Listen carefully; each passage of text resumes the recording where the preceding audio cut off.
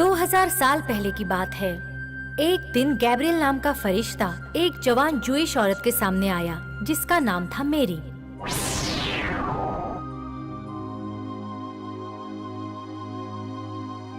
मैं इस अचानक आई खबर से परेशान हूँ। जैसा आप कह रहे हैं वो कैसे होगा? मैं अभी कुंवारी हूँ पर मुझे ईश्वर पर भरोसा है और मैं ईश्वर की सेवक हूँ, उसी की रचना हूँ।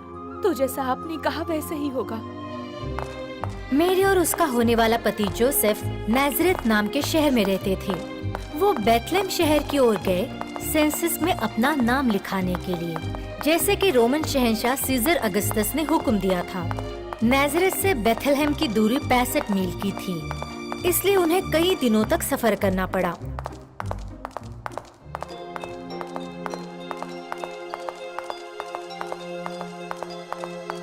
जोसेफ और मैरी बेथलेहम पहुंच गए। मैरी, लौटने तक तुम यहीं ठहरो। चाहो तो थोड़ा आराम कर लो।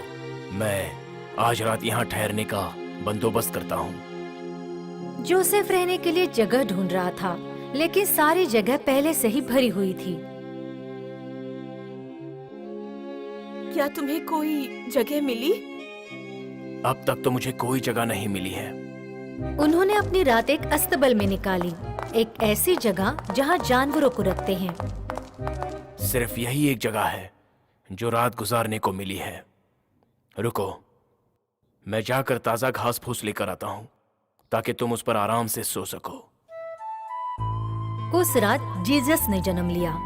उनके पास पालना नहीं था, इसलिए उन्होंने बच्चे को मेंजर में सुलाया जिसमें जानवरों को खाना दिया जाता है।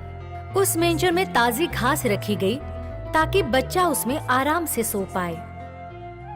उस रात बेथलेहम के पास खेतों में कुछ गडरिये थे जो वहाँ भेड़ियों के एक झुंड की रखवाली कर रहे थे। एक फरिश्ता उनके सामने आया।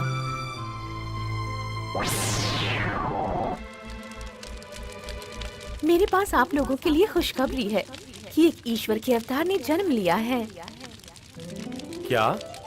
एक अवतार? क्या हम उसे देख सकते हैं? बताओ हमें कि वो कहाँ है। तुम उसे मेंजर पर लेटा हुआ पाओगे। तो फिर चलो उस अवतार से मिलकर आते हैं। गडरिये जल्दी से बेथलेहम पहुँचे और उन्होंने जीसस को मेंजर में पाया, जैसा कि फरिश्ते ने उनसे कहा था।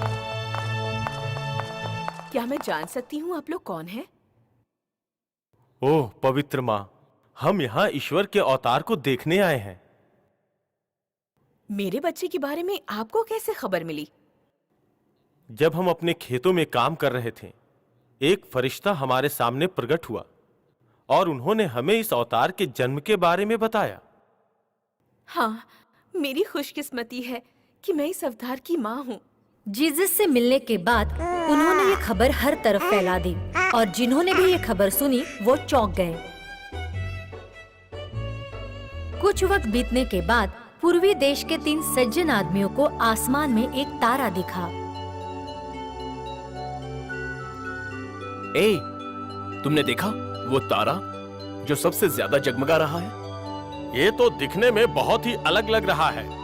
मुझे ऐसा लगता है कि वो हमें शायद कोई संदेश देना चाह रहा है। देखो वो आगे बढ़ रहा है, चलो उसका पीछा करें। फिर 3 सज्जनों ने उस तारे का पीछा किया। वो एक स्थान पर जाकर पहुँचे जिसका नाम था जूडिया और जूडिया के राजा का नाम था हेरोड। हेरोड ने उन 3 सज्जनों को मुलाकात करने के लिए बुलाया। मैंने सुना है कि एक नए राजा का जन्म हुआ है।